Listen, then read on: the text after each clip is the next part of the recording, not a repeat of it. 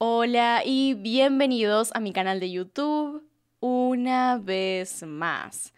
Hoy traemos al canal un caso bastante particular, no por el hecho en sí, sino por todo lo que sucedió después y la difícil de creer justificación que intentó dar el asesino luego de cometer el crimen. Esta es la historia de Sharmila Falater, la víctima, y su esposo y homicida, Scott Falater. Ahí arriba en la que está en pantalla pueden ver el resto de mis casos. Acá abajo tienen mis redes sociales por si quieren seguirme en alguna de ellas.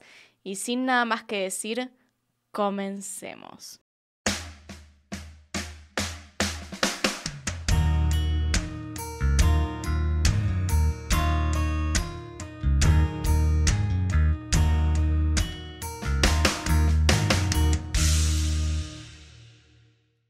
Sharmila, hija de Joseph y Sharmila Klesken, nació y creció en la localidad de Cook, al noroeste de Illinois. Provenía de una familia clase media y trabajadora, siempre fue descrita como una chica tranquila, simpática y alegre. Al llegar a la adolescencia comenzó a asistir a la secundaria local y allí fue que conoció a Scott Falater. Sharmila siempre se vio atraída hacia Falater, quien en la época de secundaria contaba con un gran carisma. Para los últimos años de secundaria, Sharmila y Falater comenzaron una relación, la cual continuó luego de la secundaria. Prácticamente jamás se separaron desde ese entonces. Para el año 1976, cuando tenían apenas 20 años, se casaron. Mientras comenzaban su nueva vida como matrimonio, Falater estudiaba ingeniería en la universidad y Sharmila era empleada en un laboratorio médico. A mediados de la década del 80, nacieron sus dos hijos, primero Megan y 3 años más tarde Michael. Luego del nacimiento de su segundo hijo, Sharmila dejó de trabajar para convertirse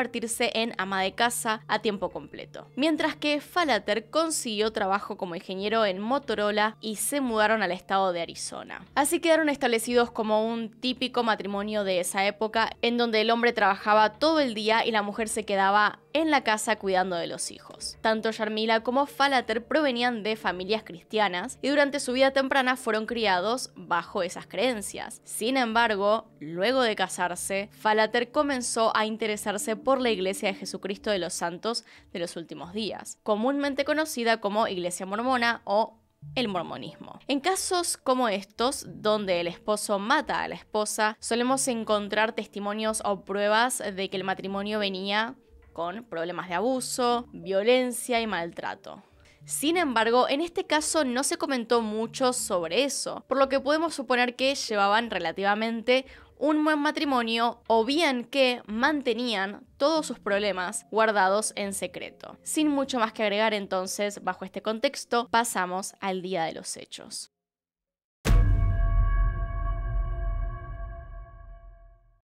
Era el 16 de enero de 1997. La mayor parte del día fue típico en la familia Falater. Sharmila se quedó en la casa ocupándose de las tareas del hogar, los hijos fueron a la escuela y Falater realizó su rutina diaria, que consistía en dar clases de religión bien temprano en la mañana y después ir al trabajo. Una vez que regresó del trabajo se puso a preparar la clase del siguiente día. Luego cenaron todos juntos en familia y Sharmila le pidió a Falater si podía revisar la bomba de la pileta que estaba funcionando mal. Según el testimonio de Falater, cerca de las 9 de la noche fue a revisar la pileta, pero luego de unos minutos desistió porque estaba muy oscuro y además estaba cansado. Al regresar al interior de la casa encontró a Sharmila, la cual se había quedado dormida en el sillón viendo la tele. Así que la besó en la frente y se fue a acostar, quedando dormido instantáneamente. Según Falater, lo próximo que recuerda, luego de quedarse dormido, es estar parado al pie de las escaleras con un policía apuntándole con un arma, mientras le decía que no haga ningún movimiento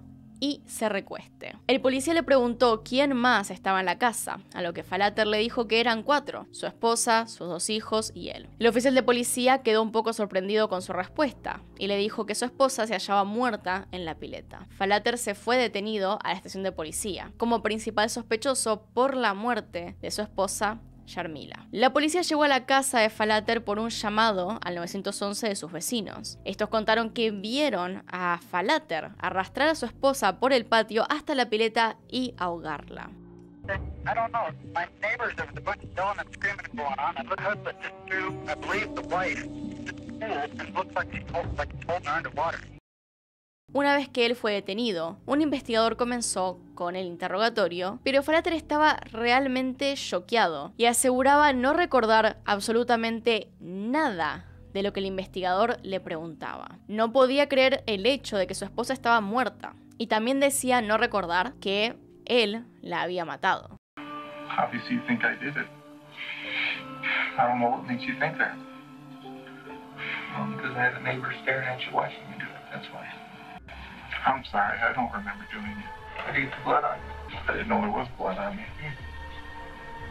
En ningún momento negaba el hecho de que la había matado. Solo decía que no lo recordaba. En su cuerpo había pequeños cortes y además tenía sangre en su cuello, sangre que no era de él, sino de su esposa. Finalmente, en el interrogatorio no obtuvieron ninguna respuesta por parte de Falater, quien en todo momento mantenía el no recordar absolutamente nada. Aún así, había muchas pruebas en su contra, así que quedó detenido a la espera del juicio. Cuando se realizó la autopsia del cuerpo de Sharmila, este presentaba 44 puñaladas, la mayoría de ellas en su torso y algunas en el cuello. Sin embargo, la causa de muerte fue por ahogamiento. Cuando se allanó la casa, encontraron en el auto de Falater, dentro de un tupper, que estaba a su vez en una bolsa de basura, un pantalón y una remera llenos de sangre y un cuchillo, el cual había sido usado para apuñalar a Sharmila. Los investigadores no tenían ninguna duda de que Falater había asesinado a su esposa. Él mismo y su equipo de abogados tampoco tenían dudas sobre esto. De hecho, en un principio su defensa se iba a basar en declarar inimputable a Falater, ya que insistía en no recordar absolutamente nada del homicidio.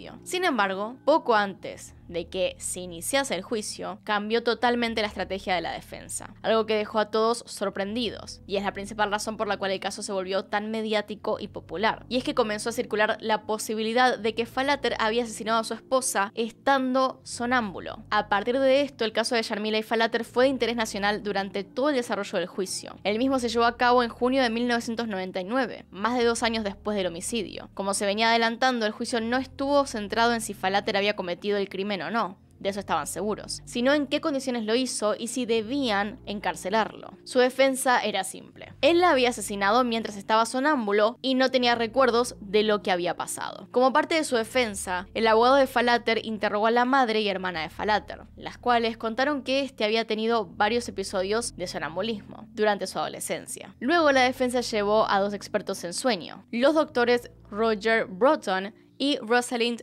Cartwright. Estos atestiguaron que era posible que alguien cometa un homicidio mientras está sonámbulo, sobre todo si otra persona lo molestaba mientras se encontraba en aquel estado. Esto lo vería como una amenaza y atacaría a aquella persona. Sin embargo, cuando los expertos fueron interrogados por las fiscalías, admitieron que la cantidad de acciones que supuestamente hizo Falater estando sonámbulo eran demasiadas para alguien en ese estado, ya que la fiscalía tenía evidencia de que Falater apuñaló 44 veces a Sharmila, luego se puso guantes, la arrastró hasta la pileta y la ahogó. Después de esto se cambió la ropa y guardó la ropa llena de sangre en un tupper, la escondió a su vez en una bolsa dentro de su auto. Se veía evidente que eran demasiados movimientos. Además de esto, los ataques a Sharmila fueron en 2 momentos separados. Primero fueron las puñaladas y luego la ahogó. Esto derribaba la hipótesis de que Falater se pudo haber sentido amenazado durante su sonambulismo porque cometió un segundo ataque cuando Sharmila estaba moribunda,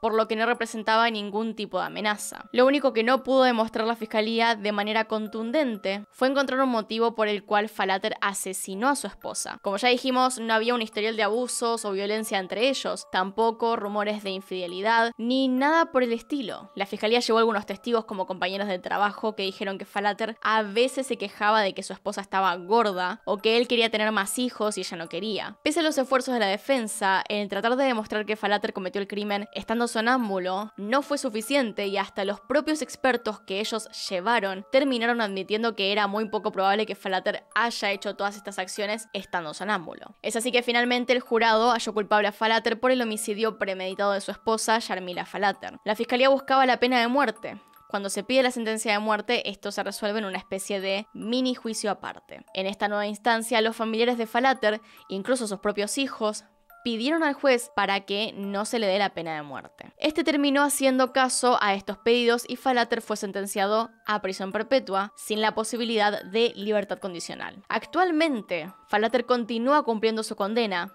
y a día de hoy sigue manteniendo que no recuerda absolutamente nada del crimen que cometió. Pero bueno, hasta acá llegamos. Díganme qué piensan en los comentarios que los estoy leyendo. Acá están los Patreons y los miembros del canal. Gracias por apoyarme a través de esos medios. Y sin nada más que decir, acá tiene un video nuevo, acá tiene un video recomendado. Se pueden suscribir haciendo clic en mi cara y nos vemos en otro video.